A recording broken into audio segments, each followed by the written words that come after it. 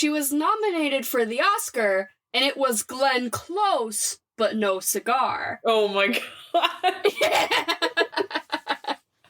Hey, what's up, everyone? Welcome to The Swamp. It's our podcast. It's an acronym. It stands for some whack-ass movie podcasting.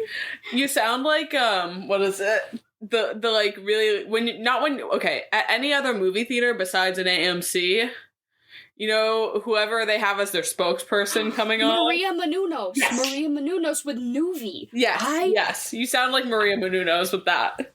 I love her. I love Miss Maria. Queen. She, for the past 3 years, her little pre-movie thing has been like, I'm Maria Menounos, and although you won't be seeing me again soon, she's, leaving. And then she, promotes her podcast. But that ad has been running for, years now, and I'm like, where's Maria? Because she's is gone. she ever leaving? But, no, she left. They keep playing her farewell tour. I think... And I'm like, get someone new. She's definitely gone, and they just haven't found someone new yet. I guess so. Nuvi, if you're looking for a new spokesperson. I would not be good at that, because you just heard the introduction I did, and it was not good. But hey, if you're new here, welcome. This is our podcast. We talk about movies, and this month specifically, we're talking about Oscar movies, just in general, loose, vague, just anything that has ever been nominated for any reason, winner or not. And we wanted to focus this week on Glenn Close as a snub, ? That's up to you. A person who has never, ever won. I think her and Amy Adams are the two that people would put on that pedestal of, never won an Oscar and probably deserves to have. Absolutely. And, will they get those, career Oscars for a movie that doesn't actually deserve to win at some point? Probably also yes. I would think. I think Glenn Close, that opportunity has gone and passed with The Wife in 2021. Or 2019. The Wife, that was the one that everyone thought they were going to give Glenn Close her body of work Oscar, even though her performance was it was a fine movie, and her performance was very compelling, but just ultimately who she was nominated against that year, I was yeah, I just don't, she just clearly was not the best. And then they gave it to Olivia Colman for The Favorite, and everyone was fucking shocked, because it was supposed to be Glenn Close's Oscar. And so I think that's kind of gone, I think they won't do that to her a second time. But I do think Amy Adams, we will be getting, a pretty, obviously an Oscar nomination worthy performance, but, she probably won't deserve to win, but they'll give it to her anyways. I don't know. Maybe. Or do you think they'll snub her forever? Maybe not forever, but I think she'll get into Glenn's time, where it's she's 70-something and she finally gets one. Yeah, that's what I mean. In her life, okay. I think they'll do it. Yeah. But this movie, so this is maybe her most notable performance that people thought that she probably should have got the Oscar. Looking back on all of her nominations, if she was gonna get it for any of them, it probably would have been this one. Which the movie we're talking about today is Fatal Attraction, which came out in 1987, and it was the 1988 Oscars that she lost Best Actress to Cher. See, I'm not mad about it. And yeah, I'm I can't even be mad, because Cher kind of slayed in Moonstruck. Go listen to our Moonstruck. That's your literal favorite movie. It's my favorite movie. Yeah, of course you're here for the Cher Oscar. Listen, it wasn't, I wouldn't say that Cher churned out the performance of a lifetime, but I think it was so perfect for what it was. And could you make an argument that Glenn Close's performance in Fatal Attraction was more compelling all around, was a more difficult role to play, yada yada yada? Yes, of course. But do I ultimately think that win should have gone to her over Cher? I really don't know. I'm kind of 50-50 on it, if we're being honest. Yeah. I have a feeling that this wasn't as hard for her as people would make it seem. It's kind of one of those things. I think she's just a talented enough actress that she kind of just turned it on, and, you know, she went to work, she clocked in, and then she clocked out, you know? Watching this movie, I think it's so Oscar baity too. You know what I mean? Yeah, you think? Because I didn't really have a good concept. I think Oscar baity movies, to me, are something that really has only existed in the last 20 years or so. But maybe, maybe I just don't think I have the personal experience of anything that came out before 2000 to really say where I thought their intentions were coming from. Because a fact that fucking knocked my socks off was that this movie was the highest grossing movie of the year that it came out. That's crazy. This movie made more money than any other film in 1987. Which, it's a fine movie. Maybe it's just because I'm comparing it to today's movies that I'm like, it's fine. Well, that's what I'm saying. Today, in 24, yeah, in 2024, this movie doesn't even get greenlit. Like... No. This movie does not... This script is on somebody's desk and it's never getting read. You know what I mean? Yeah. And I'm just like, think about what are the highest grossing movies of the past 10, 20 years. Oh my god, could you ever imagine a psychosexual melodrama, like, with 3 characters, basically? Like, No 3 and a half. No shot. And, like, 2 scenes. This could have been a play. Like, this was very Glengarry Glen Ross to me in the way that this, like, could have been a stage play. Yeah, I don't know. I don't know. I really couldn't say. I think it might get made today, but it would be one of those ones where it's like how Foe just came out, and it was just a stacked, I mean, not really stacked. There's 2 fucking characters. It's Saoirse Ronan and it's Paul Mescal. You know what I mean? They would get the biggest, it would get greenlit if it's going to get the biggest performers of the time. You know what I mean? Just as because it's going to be a money grab. Yeah. But it's going to then go on to, like, Amazon Prime and flop. So. Yeah, right? Like a direct-to-streaming sort of situation. Yeah. I was actually pretty surprised when I went to go search on my Roku, not sponsored, to search for this movie. There's a TV show of Fatal Attraction TV show, and it only has 1 season, and it got canceled. And it's based off this movie, and the actress who plays Janice Ian in the original Mean Girls, she plays the Alex Forrest character in the TV series. But it's like a Paramount Plus original or something. Like, obviously something that only 10 people watched. But I was kind of shook, and I'm wondering if the TV show sort of takes a different approach to it, because the way that this movie deals with mental illness is so dated. It's really bad. Like, content warning. I'm going to put a bunch of content warnings in the description as well if you want to just, like, take a look, and if there's anything that might be, like, upsetting. It's a lot of really upsetting stuff happens in this movie, and especially the way it's handled is not very tactful or graceful. But it's horrible.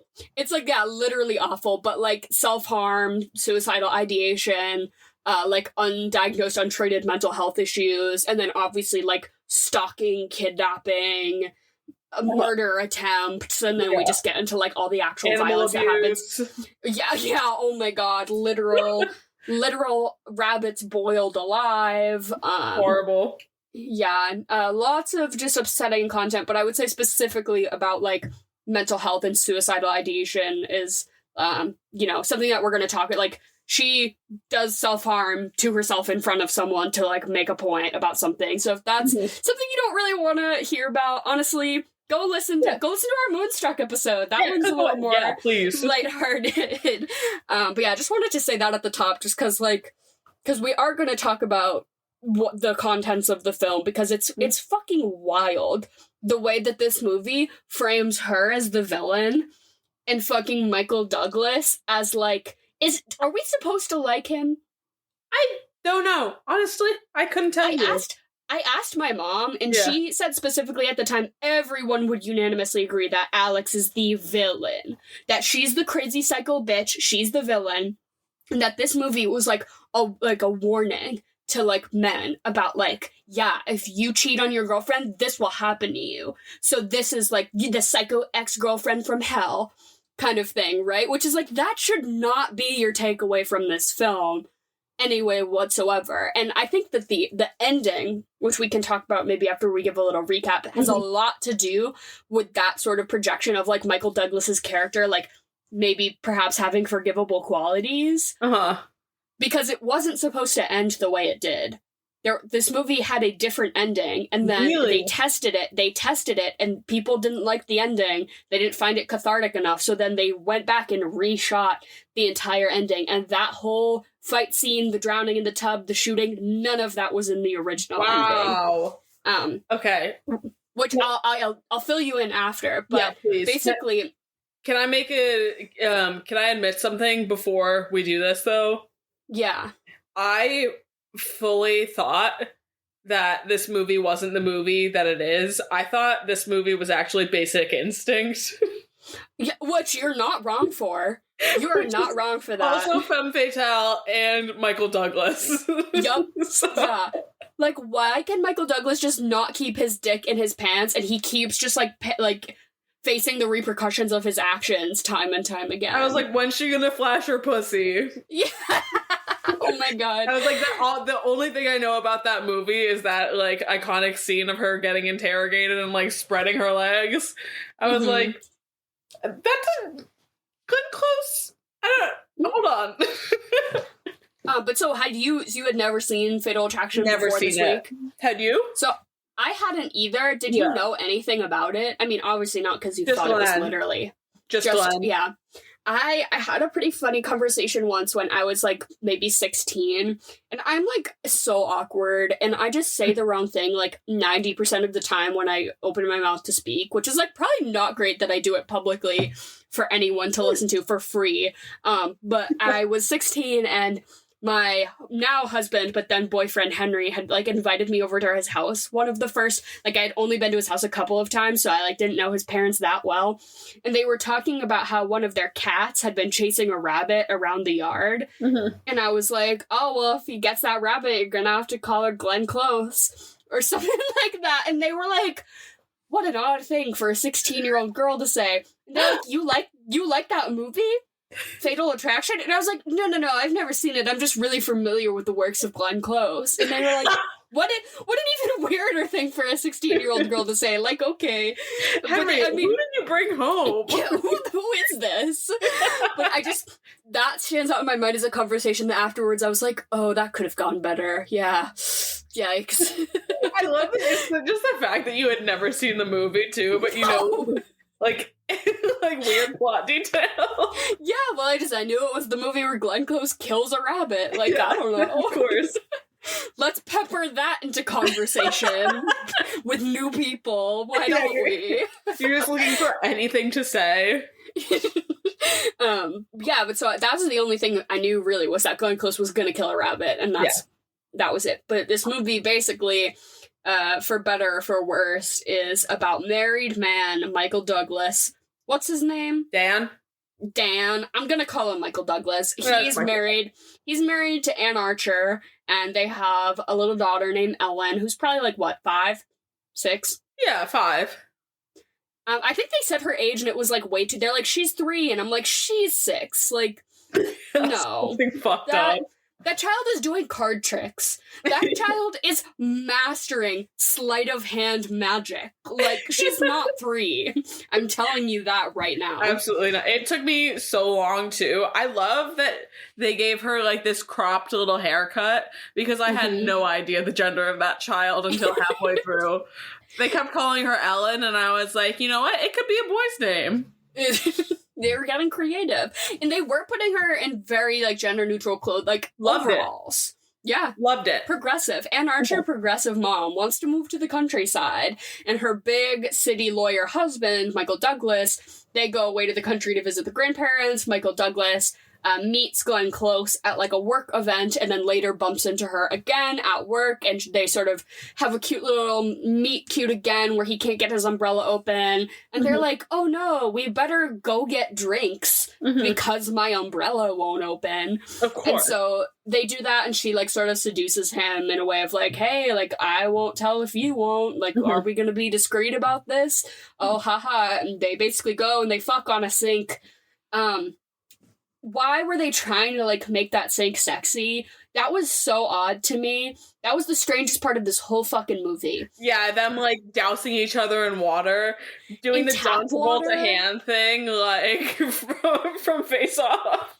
I'm sorry, but if I took someone back to my apartment and they pressed me up against my sink and dipped their hand back into the basin of my sink, I'd be like, don't touch me with that hand, you freak. Like, it's got, like, you know, like, bits of food and, like, there's spaghetti coffee grounds sauce. now on my face. Yes, like, ew, oh my god, it's gross. But they're, like, turning the water on and, like, splashing the water on each other, and I'm like, is this supposed to be awkwardly unsexy, or is this supposed to be, like, the most titillating thing? I have no concept of that. Yeah, I don't know. We'll have to get into the whole sex scenes later, because there's plenty to say. But basically, they fuck, and then he's kind of trying to back out and be like, okay, I gotta go home now. And she's like, no, stay. He's like, I really gotta go. Like, I've got work, and I have a wife. I thought we were gonna be chill about this. And then she's like, guess what? I'm gonna slit my wrist in front of you. And if you leave, I'm gonna do it. Like, I'm gonna KMS, basically. And he's like, whoa there, little lady. Let's put some Band-Aids on those and just send you to bed.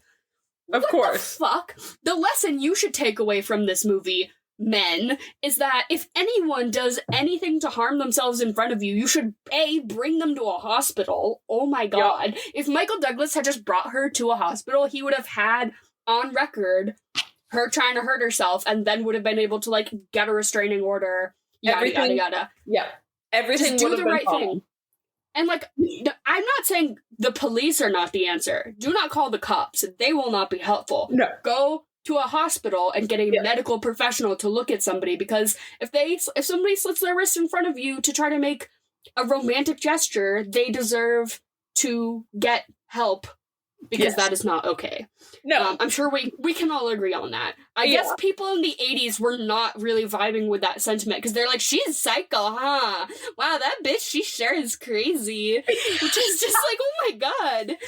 Yeah, which makes sense for the 80s. I guess so. But basically then he takes her out on a date where they frolic in the field with his dog, and she gets the sentiment again that they're gonna stay together, and he leaves. And then the rest of the movie is basically her following him and continuing to encroach on his life. She won't stop calling the house. She threatens to tell the wife.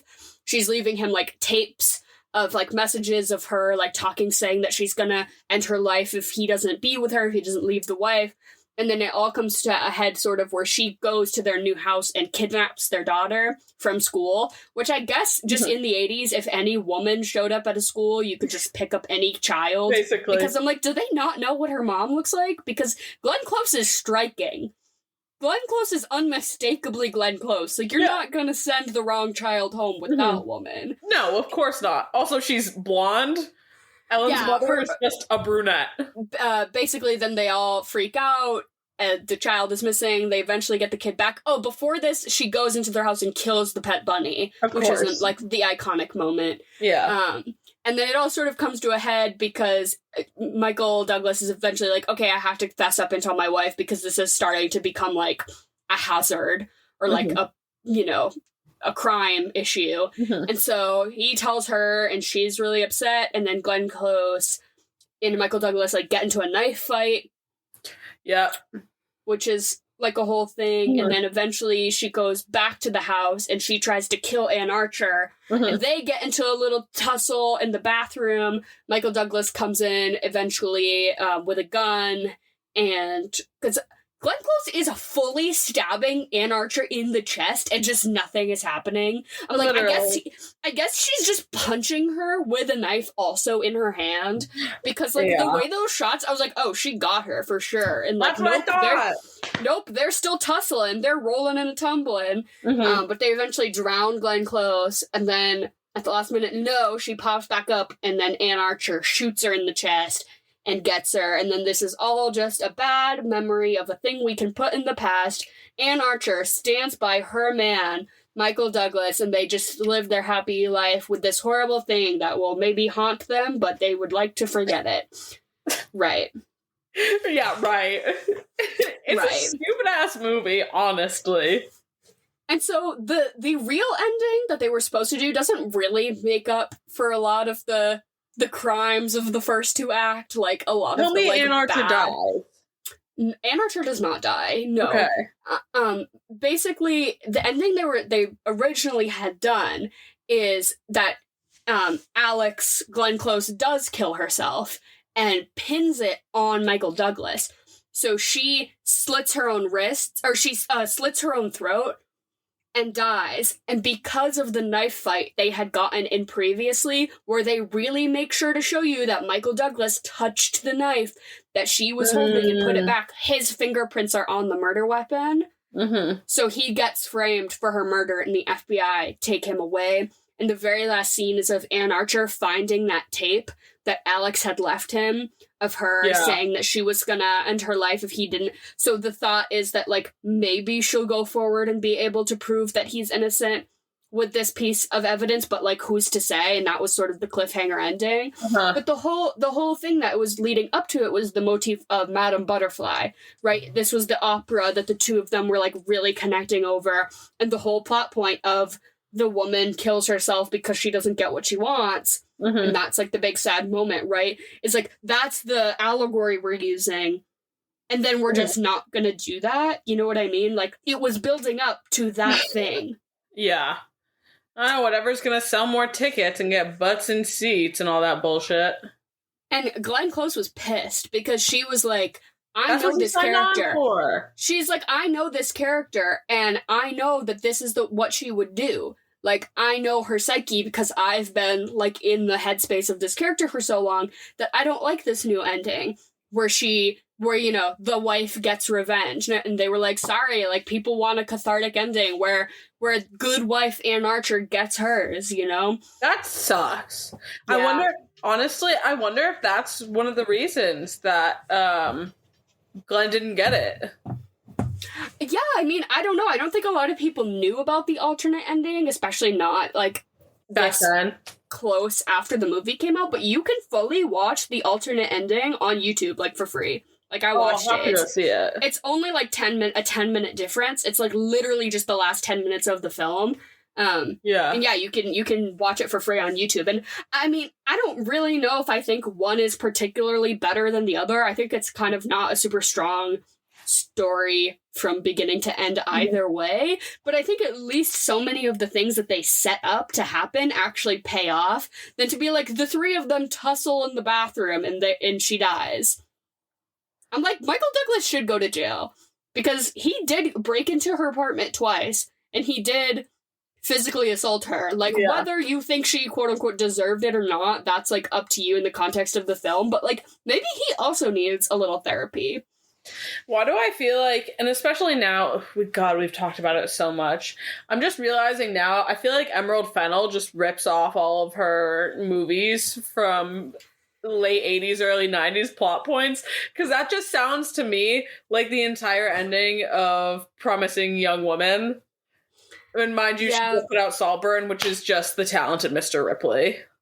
Yeah, I think somebody made a great point on Twitter and said that Emerald Fennell, like, needs to put down the pen and stay behind the director's chair because she's not a good writer, but she's an excellent director. And I just wish that she could put that, like, vision just to a story that actually is, good.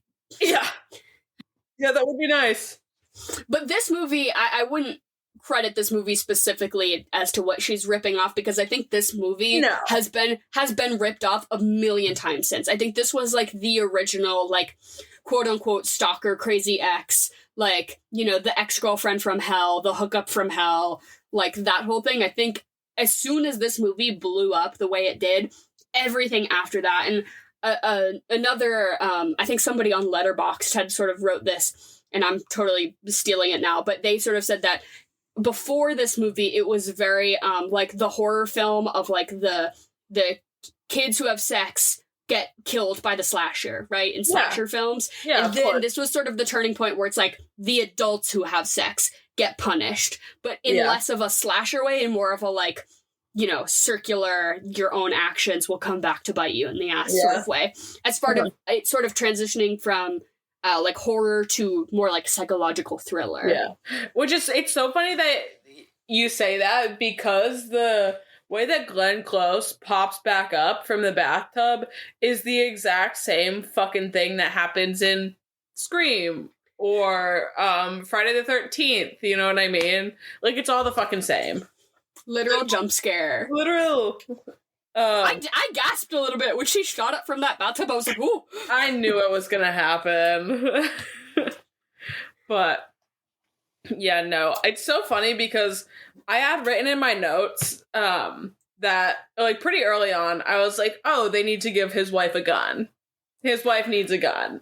And of course, that's the whole big thing at the end, is she has a gun. Anne Archer finally gets her gun. Mm-hmm. Yeah, really. Congrats, girly. Which, her character was fine, and I did want to root for her, but just the whole, like, not immediately taking your child and leaving your home the minute your husband admits to an affair with a woman who has been, like, stalking your house. Like, you guys gotta go to the grandparents and lock yourselves away now. Anne Archer, like, be smarter than that. And the fact that she ever entertained being sympathetic towards him after that, I'm like, no, girl. Yeah, I was pissed when he did all that. Hearing the whole, like, the man explanation and the I never meant to hurt you, fucking liar. Right? What did you think was gonna happen? Yeah. Okay, oh, you thought you were gonna get away with it. That's what you thought. Exactly.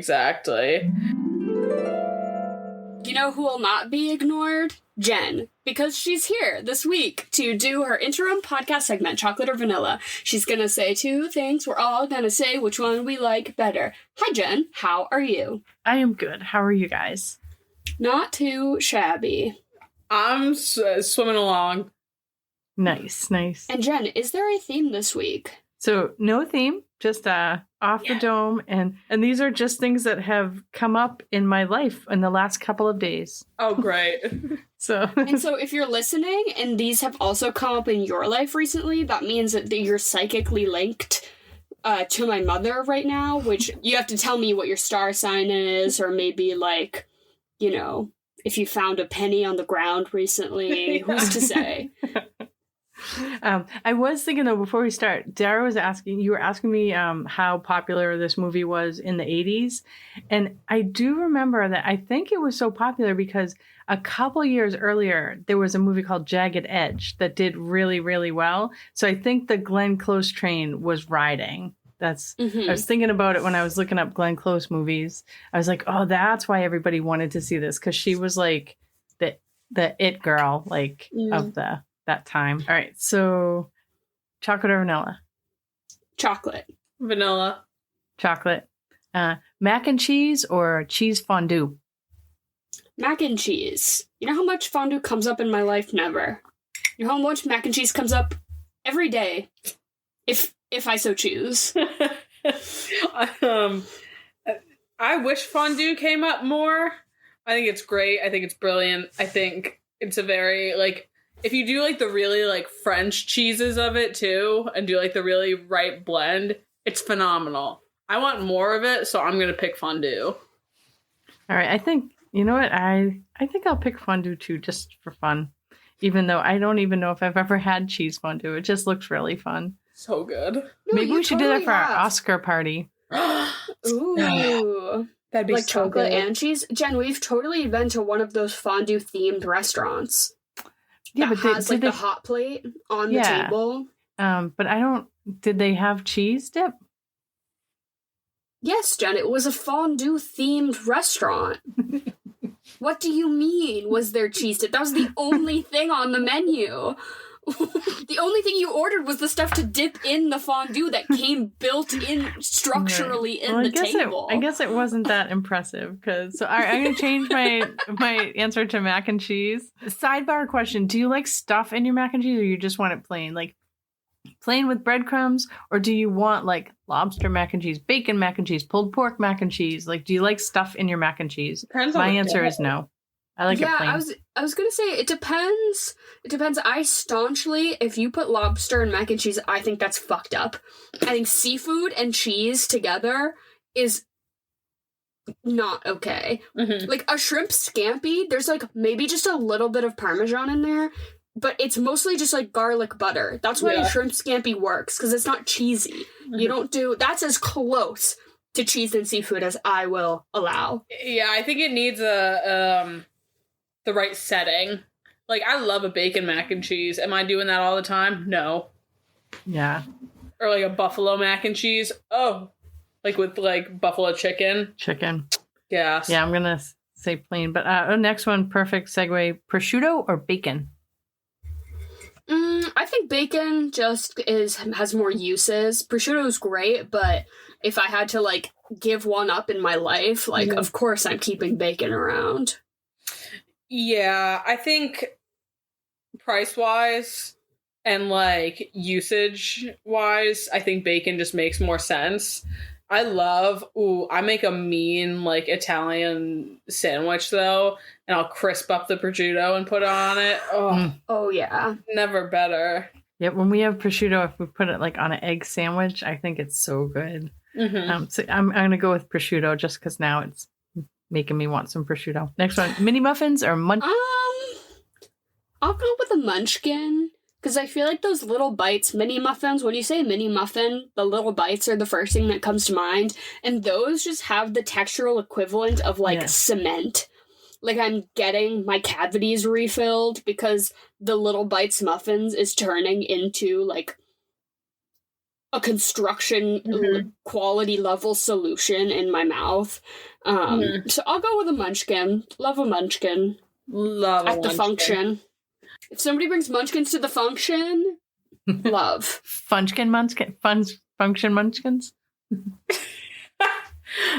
Someone brought munchkins to my department this week, and that was the highlight of the entire week for us. I love nothing more than, like, the glazed munchkins, because I can swallow them whole, don't need to chew. You know what I mean? They're so soft. Can I say something like controversial yet brave? Sure. Yes. I think my favorite are the jelly. I love the jelly munchkins. I think that they're underrated. Everyone leaves the jellies. That's why when you never buy munchkins for yourself. They are always just like given to you by way of life. Like they're in the break room. That is very true. Like, But everyone always leaves the jellies, and I'm like, I'll take them. Aren't they just they're like exactly like the glazed ones, right? Too, where they're really soft, jelly. But they're jelly. They have the jelly in them. Yes. They don't have glaze on top though. They have like a white sugar on the top. Yeah. Mm-hmm. But as long as they've got the softness of the glazed donut, then I don't care. You know what one I hate is very much the same thing of like cement in your mouth is the chocolate one. The chocolate, yes, worst. And that's everyone's first choice, and I'm like, you're uncultured. It's bad. You're uneducated. It's just not That's good. the worst one. The plain ones where like you think you're going for a jelly or like a regular glaze, but they're the thick ones. They're just like traditional. You know what I mean? Yeah, duped. Yeah, that's the worst. Then I get pissed. But yes, I agree with you. I think jelly are underrated. But I'm gonna, munchkins, obviously. Yeah, me too, munchkins. Watching Queen in IMAX theater or going to a comedy show at a winery? I love an IMAX experience. I've never been to a comedy show, actually, so I can't really say whether I would vibe with that or not. I love the IMAX, the curved screen and the cinematic experience of being in a Dolby surround sound IMAX theater. Nothing like it. Mm-hmm. Yeah, I gotta go with Dara on this one. Mind you, I hadn't been in an IMAX theater before, like, this summer when I saw Oppenheimer. But yeah, truly nothing like it. That and a glass of wine, absolutely. Comedy, you don't know what you're getting. Could be a bad comedy show. It's true. And I'm with you guys. I had never seen a movie in IMAX until Erin invited me to go see Queen in concert. Like it was a taped version of like a 80s Queen show. You could see like the sweat beads on his face. You could see the veins bulging in his neck. It was like the definition was insane. So I'm going to say IMAX. That's gonna be my new thing. I'm gonna try to see movies in IMAX. Next one is a pear martini or a margarita. I don't fuck with tequila, so I'm gonna say a pear martini. Pear martini sounds so good right now. But tried and true, the marg. Yeah, me too. I love a marg. Next one, blueberry bread pudding or triple chocolate cake. Fuck a bread pudding. I'm sorry. It's not for me. I think it's boring. I'm unimpressed by a bread pudding. A triple chocolate cake, even the worst triple chocolate cake, is still flames. I like a bread pudding, but every now and then I do think a triple chocolate cake is gonna be my choice on this one though. Yeah. So I am going to go with the bread pudding because we went out the other night and we got 2 desserts to split between the 4 of us. And 100 times out of 100, I would pick a triple chocolate cake. But this blueberry bread pudding was delicious. It was so good. So I am going for the BBP, the blueberry bread pudding. You heard it here first, folks. The newest acronym you must know. When your girl tells you that she'll be expecting a BBP upon arrival, you best be getting in the kitchen. Mm-hmm. All right. My last ones are Oscar themed. So you don't have to say which one you think's going to win, just which one you liked better. Oppenheimer or Killers of the Flower Moon? Tough, but I'm going to say Oppenheimer. Yeah, I think I gotta go Oppie on this one. Yeah, I'm with you guys. I'm going to say Oppenheimer. Next one, Cillian Murphy or Paul Giamatti? Oh, my heart. I'm going to say Paul Giamatti. I'm rooting for him. He's my dark horse. I'm gonna say Paul Giamatti. I'm about to watch the holdovers once we're done filming this, so... Hell yeah. Nice. How are you going to watch it? Is it streaming? Oh, I don't know. Yeah, it's available. It's like on Peacock or something. Okay. Ugh. I'll go Paul Giamatti. Last one, Lily Gladstone or Emma Stone? Tough. Rooting for them both. I just liked Poor Things better, but I think I'd be more excited to see Lily Gladstone win, so I'll pick Lily Gladstone, because even though that's not, like, the performance I preferred, it's the win I would rather see, if that makes sense. Like, and I think it's deserving. Like, it's not... It won't be undeserving if she does win. What, Lily Gladstone? Is that what you said? Yeah. Yeah, taking this out of the context of the 2 movies, I'm gonna go Lily Gladstone as well. I did, like you said, love Emma's performance. But watching her in Killers of the Flower Moon, that was my mother. Yeah. That was my mother. That was my wife. That was my grandma. She's the mother I never had, the sister I've always wanted, Really? the best friend everyone deserves. Like, She has some sort of, like, I don't know, her vibe, so calming. I need that. I agree. The calming facial expression at all times. I will go with Lily too, just because I saw it yesterday. But I do think these 2 are just beautiful women, and I think they have, like, beautiful souls, and from what I can tell. And that is it for Off the Dome, Chocolate or Vanilla. Love it. hell yeah. Thank you, Jen. Thanks. Thank you. Thank you. And we will be increasing our discussion about this award season specifically as, this month ramps up, because the nominations are about to come out this week, which we're all really excited for. So we'll definitely be peppering in more conversation about, like, what's going on for this Oscars. Yeah, they'll probably be out by the time this airs, right? Yeah, for sure. Yeah. All right. Well, Jen, we'll see you next week. Goodbye. Okay. Bye. Yeah, also, I want to know what you think of the child actor. Fine. I don't think she was in it really enough to like, bother me, or, like, she didn't have enough lines. Every time she spoke, it was only for, like, 1 line of dialogue until something else really happened. Yeah. So it's usually, like, prolonged child acting that usually, like, pisses me off. But I thought she was fine. I thought that little girl was super... I thought she was super cute with her little haircut and the little outfits they put her in. I like that we got a little insight into their family, like she likes card tricks. Okay, now we know something that makes me feel more sympathetic about them as a family. You know what I mean? The thing that I just do not understand why any viewer of this film could ever feel sympathy towards Michael Douglas is, what do we have to like about him? Nothing. Other than that he has a wife and child. Nothing. There's literally nothing. He seems like a fine dad. Okay, let's check that box. He seems like he's passing, right? Passing as a father, but I'm like, his only discernible personality trait is how hard his dick is all the time. Always. Like, and I guess that's just a Michael Douglas thing. Probably.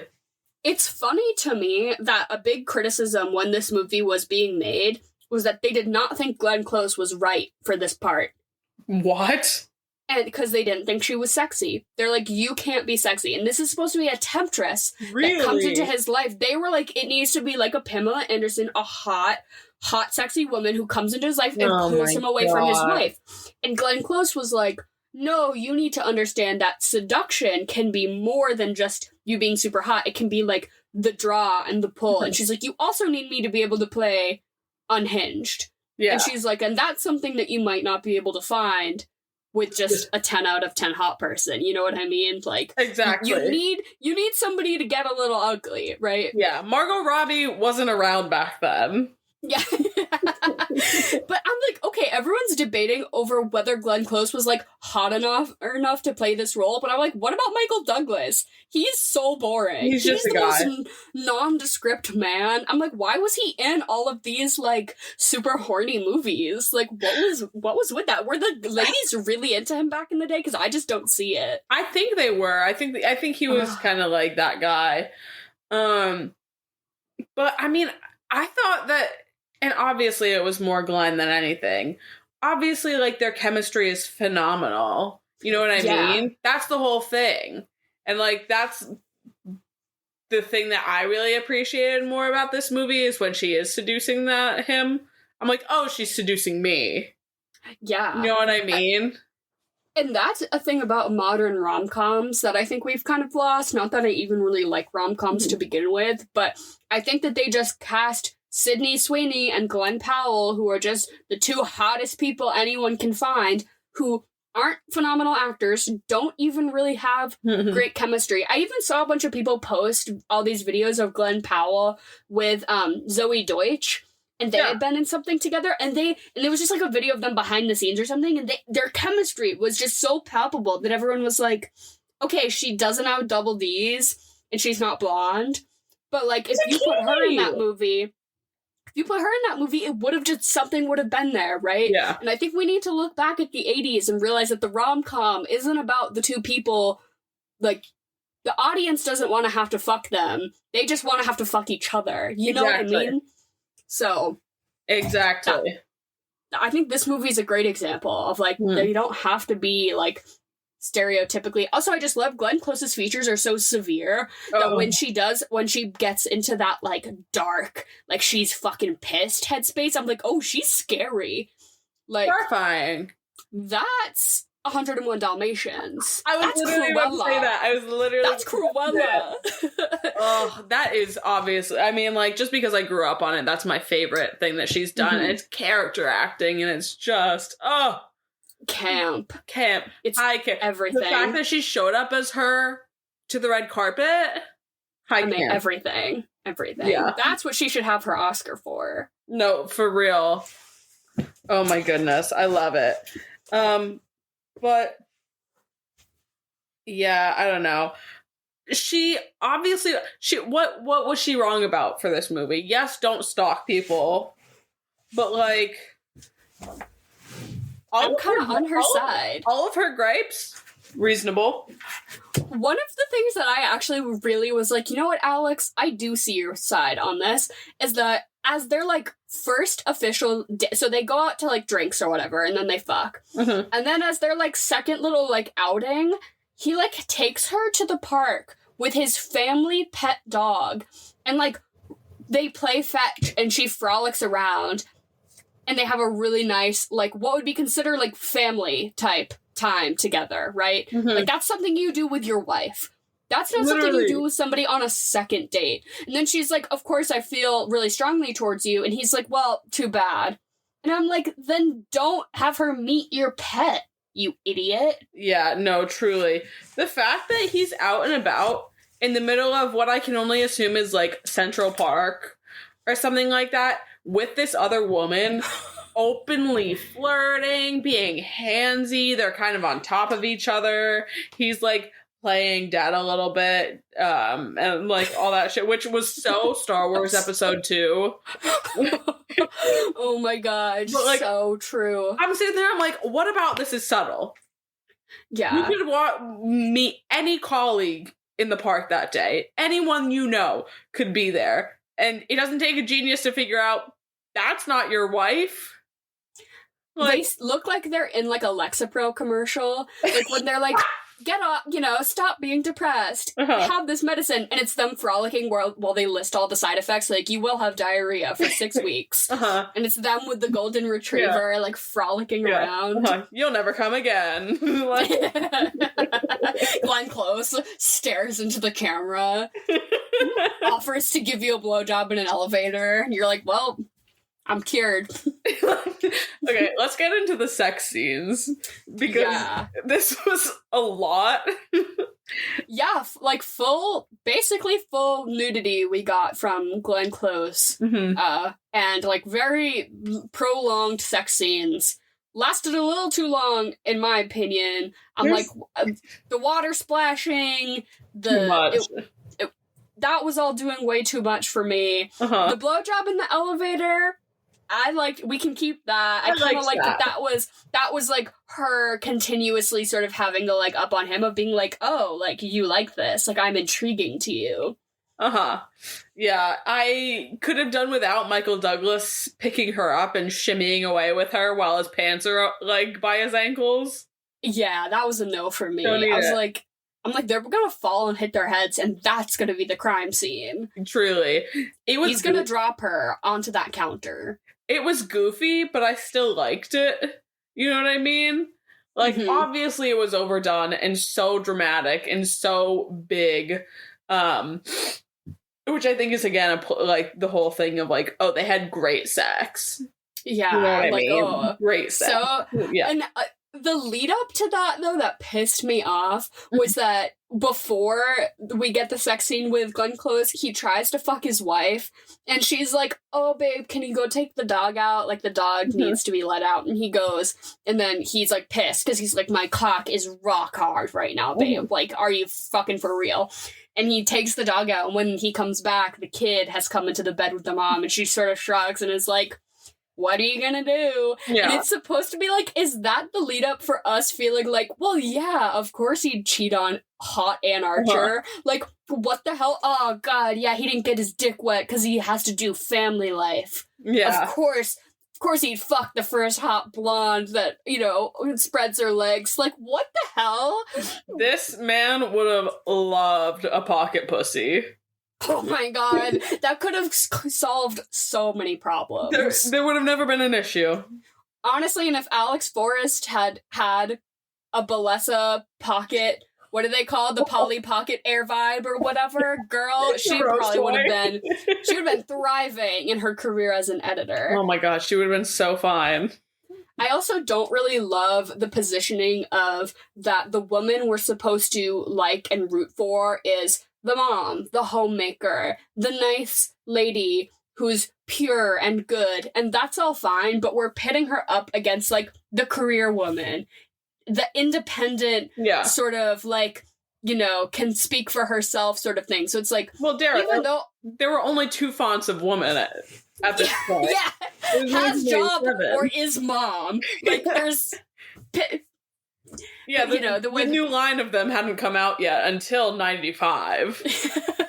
But they're like, of course, the temptress is like a career girl. Ooh, the slutty independent career girl coming in to tear their marriage apart. Yeah. Like, okay, just paint the picture that every single woman is, like, out to trap you.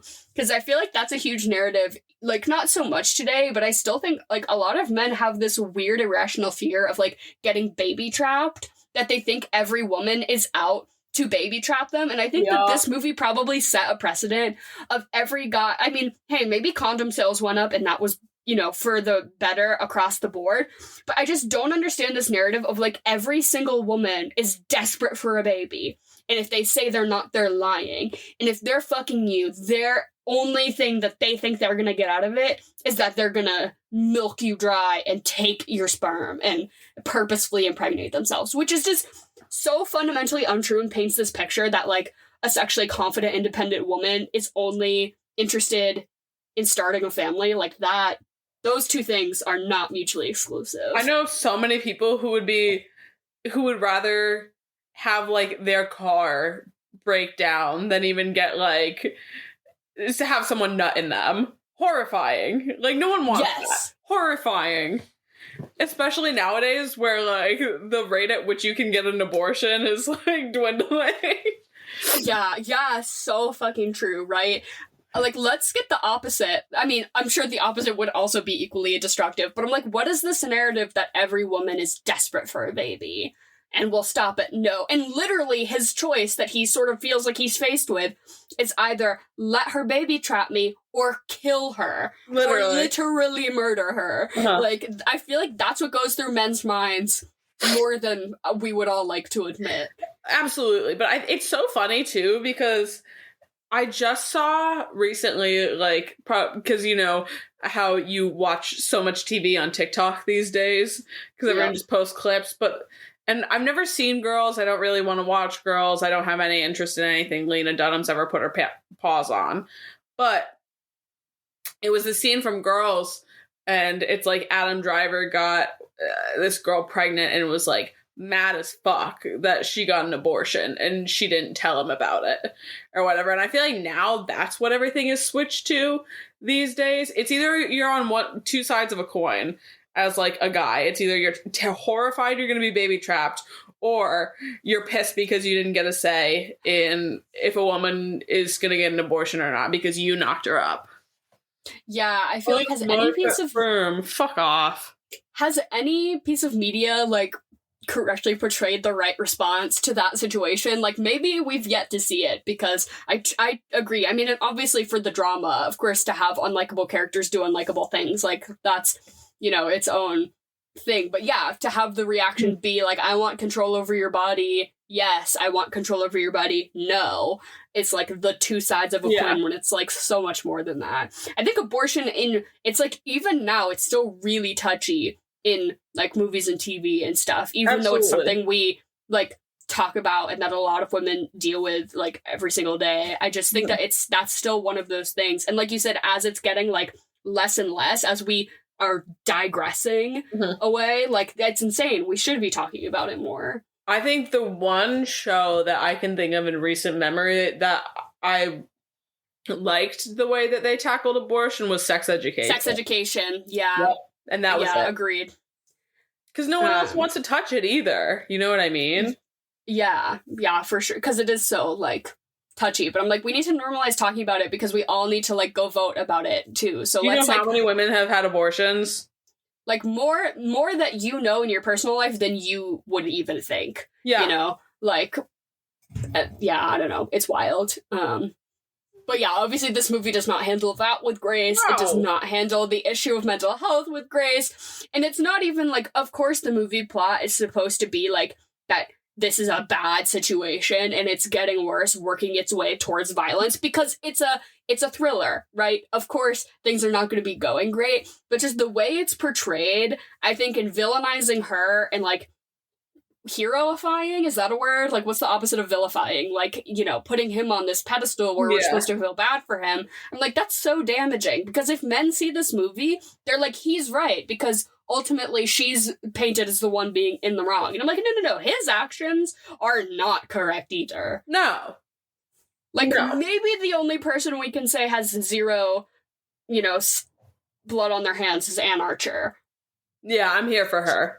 But even, I don't like that she stands by him at the end. I think that's wrong, too. She needs to get the fuck out of there. Yeah, I would like to think that she does. But I don't think that, obviously. It was 1987. That's not how they want to portray it. Yeah. She was nominated for a supporting actress for this movie, actually. She didn't do shit. Why? Really? I thought she was okay. It's fine. She didn't win. She didn't win it, but she was nominated. You know who won? I don't know who beat her. Probably didn't matter. Off the top of my head. But yeah, I don't know. Like, her character made me feel nothing. Yeah, that's why I was also like, Just we're really sad for supposed to her. be... Just like a little sad for her. I was more sad for the kid. God, oh my Obviously. God. The poor bunny. Horrible. Absolutely horrible. I couldn't imagine. She's only 3 years old, you know. Yeah. Wait, she got that bunny so that she could do magic tricks with it. It's all coming together now, actually. Oh. They should have made that a plot point, is that she was gonna, like, pull it out of the hat. But when she does, it's decapitated. It's dead. Boiling it is still pretty, like, revolting to see on She's screen. in its throat. Yeah, but yeah, I guess still bad. then why boil it? To make another point, I don't know. You could say. I knew it was gonna die too. Having never seen it, I saw him walking around with that thing. I said, no chance, no fucking chance. Okay, the scene literally, because I knew how it was gonna die, but I was shook. The scene where she pours acid on the hood of his car. Yeah. You know, and there's, like, all this, like, weird gaseous steam coming off of his car and, like, oil seeping on the ground, and he puts the bunny down. Yeah, right? And I'm like, do not put that bunny down in a puddle of oil, you idiot. Oh my God, yeah. I'll tell you, I didn't think there was, like, a couple of things in this movie that I was like, I don't know, that I liked, and the one that really did it for me was just the shot of her and the kid straight-faced on the roller coaster. That shit had me giggling, dude. Oh my God. I also loved how her hair got bigger and curlier and more wild, like, the more that her psychosis increased. Loved it. It started off pretty wild, but by the end, we were, like, fringing into Afro territory. Like, yeah. Glenn, come on. Well, I do love to see some of the hairstyles from the 80s coming back. I thought that was great. Like, every man wants the Michael... Sorry. That's not true. Every man is getting a fucking low taper fade these days. Every lesbian wants Michael Douglas's hair in this, dude. Hey. And then the femme next to them, they want Glenn's curls. Yeah, I also... I don't blame them. I'm sort of there. I'm not too far from Michael Douglas myself. No, not too far. But... Me personally, I'm going for, Juliette Lewis in, what's it called? Natural Born Killers. I've never seen that one. I just watched it the other day for the first time. High camp. Written by Quentin Tarantino. I forget who directed it, but it's Juliette Lewis and Woody Harrelson. And they're on, like, they're two mass murderers on, like, a killing spree. It's high camp, very I would highly suggest you watching it. I think the editing and the way that they shot it is just great. I'll add it to my list for sure. That sounds... It's a yes for me. Yeah, Woody Harrelson was hot in it. Weird. That's weird to hear. That surprises me. Dude, I swear. Was it giving Haymitch? Because that's all I can see. That's the only situation in which I find that man bangable. Watch this and get back to me. Okay. Well, I'll circle back, I'll touch base, I'll close the loop, and I'll get you those deliverables. Thank you. I appreciate it.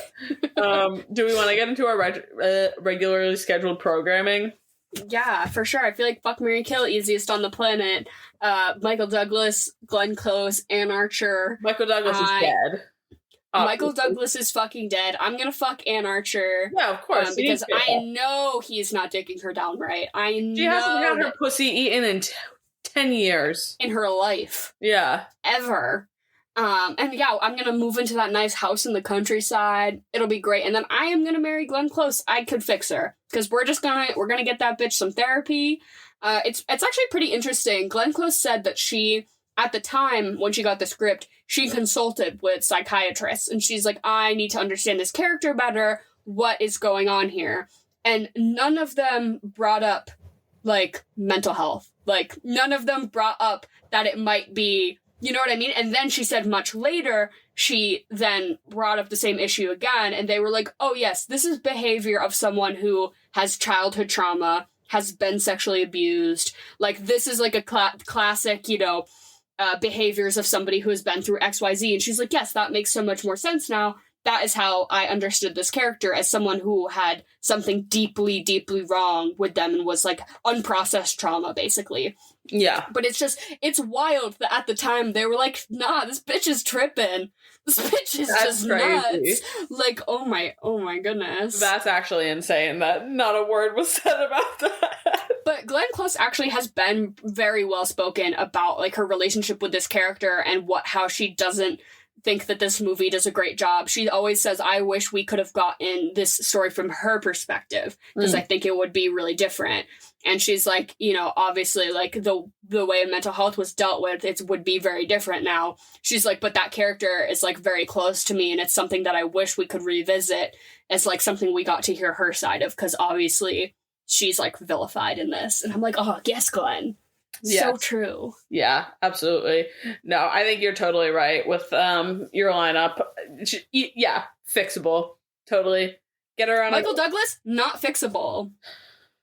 Oh, yeah, no. He probably went to Princeton and had daddy's money, and he's just a piece of shit kind of thing. Glenn, get her on antidepressant, anti-anxiety. Let's get her, like, yeah, easily. Therapy. Well, not that it's easy, but it's certainly doable. No, right? Like, exactly. It's just, you know, we have the tools. The tools are right here. Yeah. Yeah. Michael Douglas can't. No, there's no a shitty man is always gonna be a shitty man. Okay. I see a mentally ill woman. I see potential. I see room for growth. I see a shitty man. I say, here's the dumpster. Get out of here. What are you eating and drinking with this movie? You're watching it with your girl who just went through a bad breakup with a shitty man. What are you eating and drinking? Yeah, I mean, first off, this is not the movie you show your friend, like, post-breakup. That's not a good idea. But maybe. I'll say I'm 50-50 on it. Use your judgment on who your friend is. It depends. So I'd show this to you. I'd show this to you post-breakup. This is like the time... This is like the time, like, one time in, I think it was the 7th or 8th grade, I was, what was it? I had my own, like, little, like, 7th grade breakup, and Dara, to make me feel better, or, I don't know exactly what the motive was, but decided it was the perfect time to show me that, like, iconic, like, 2012 YouTube video, where it's like, what if everyone in the world was gay and your daughter was straight? And then she kills herself. And then it's like a short film on YouTube. And then it's like about everyone is gay and this girl is in love with a boy, and then she kills herself. And it's like, wow, really putting things into perspective for my, like, non-media literate brain. Like, oh my god. Why did I do that? Again, like, why am I bringing up Glenn Close references to my husband's parents? Why am I showing my friend, like, freshly, like, you had been breaking up, like, 20 minutes prior. Yes. It was fresh. Like, we were, like, at the social function, and he had just broke the news to you, and you were upset, and I was like, I'm like, let me pull up my Tumblr real quick. I think I got just the thing. What the hell was I on? I didn't even know I was gay then either. I knew. Something in you, yeah. Oh my god. Yeah, so this would be in this hypothetical world you've been dumped. I would put this on for you. Right. Thank you. So I figured like the most fucked up thing you could eat during this would be rabbit, obviously. But so the only time I've ever eaten rabbit or seen somebody eat rabbit was in an Italian restaurant. Henry ordered rabbit ragu parpadelle, which is like a pasta dish with rabbit, and it's like very like it has like anchovy in it, I think, and like capers. It's like very salty and vinegary. I would not. I think I tried a bite of it because I was interested, but I was like not into it. Yeah. Otherwise, have never eaten rabbit. So I figured we're going like Italian though. Do you know those like really long like fusilli linguinis? The really long. It's almost like angel hair if it were curly, or like thicker than angel hair, like spaghetti. It's like curly spaghetti. Do you know what I'm talking about?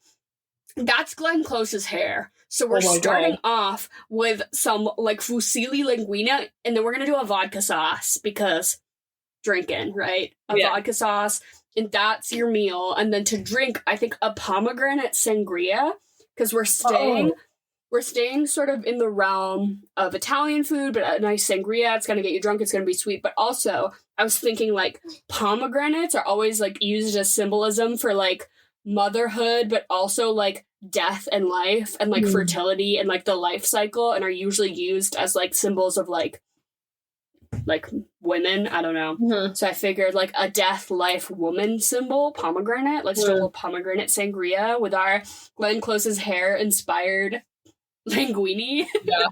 Down. What about you? I think that as much as Glenn Close thinks that her and Michael Douglas are perfect in this, they're not. They're on opposite ends of a spectrum. They're not even close to being the same thing. I'm going to give you a fucked up mashup, all right? I think that Dan, or whatever his name is in this, is a pastrami sandwich. Just like nothing, like maybe some like mustard or whatever. Something like just hunks of meat in between two pieces of bread. Not much else there, right? That's basically all he is, you know? Just a hunk hard of meat. cock, 2 pieces of white bread. That's all this man has to offer. Exactly. Glenn Close, I think she's a classic. I think she's a strawberry daiquiri. Oh, yes. I think that's your fucked up combination for this. This is a fucked up movie.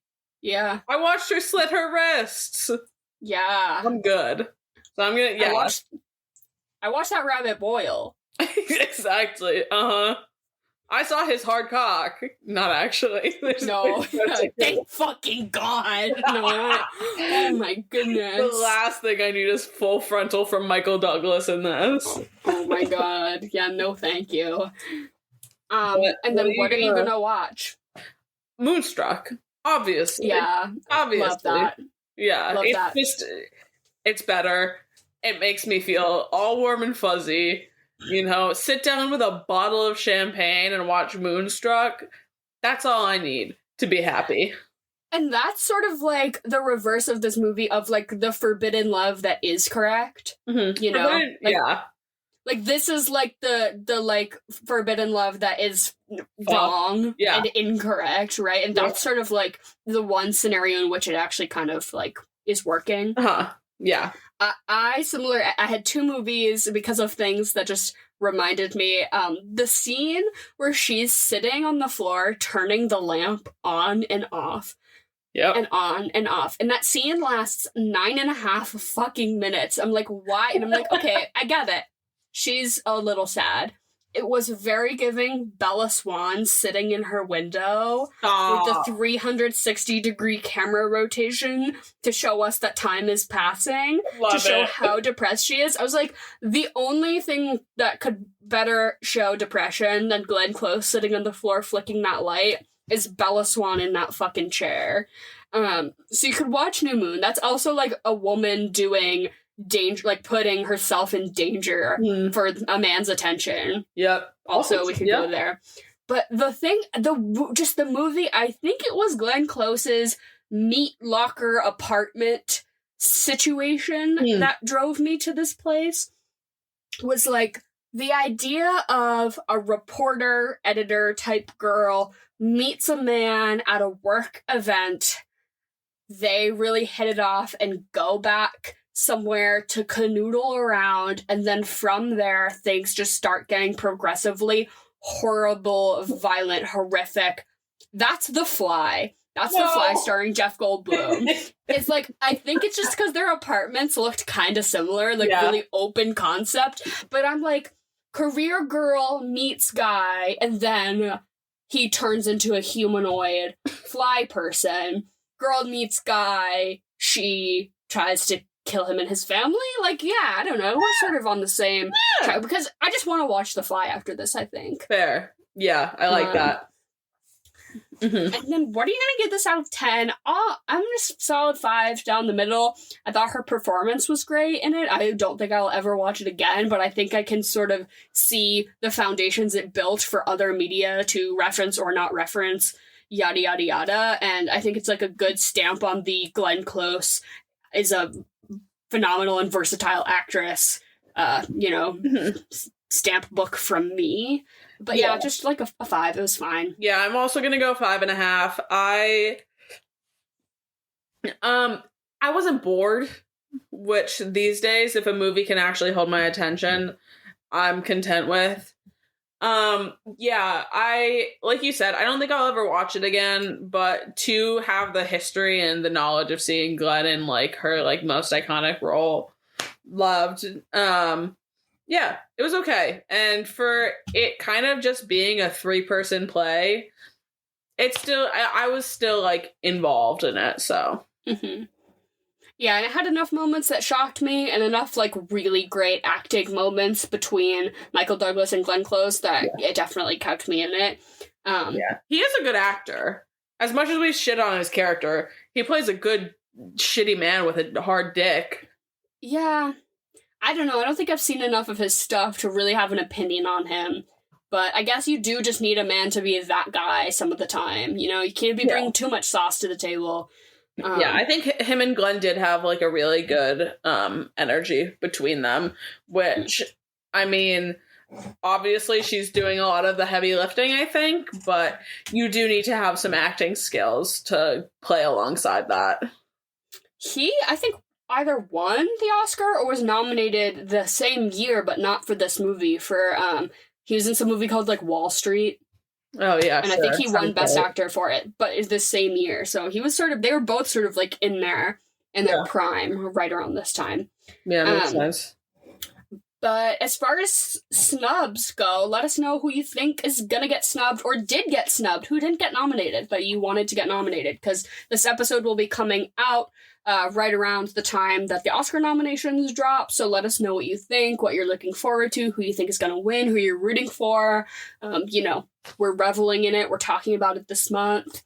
And all the links to all our shit is in the description below. You know what to do. Thank you so much for listening. We love you all. Give us your movie suggestions. Give us your month themes, your chocolate or vanilla ideas, all that good shit. And we look forward to hearing your Oscar predictions, thoughts, and feelings. And goodbye and good night.